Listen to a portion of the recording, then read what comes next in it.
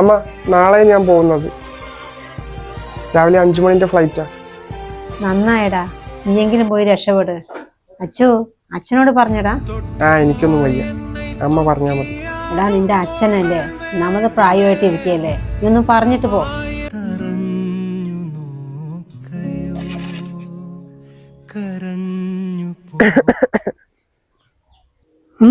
എന്താടാ? നാളെ രാവിലെ ഞാൻ പോവുകയാണ്. 5 മണിക്കാ ഫ്ലൈറ്റ്. നല്ല കാര്യം. ഇവിടെ നിന്നിട്ടൊന്നും രക്ഷപ്പെടില്ലടാ. അവിടെയെങ്കിലും പോയി രക്ഷപ്പെടുന്നേ.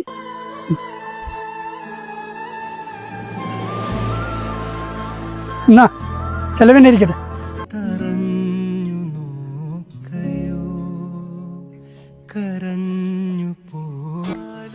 അച്ഛാ,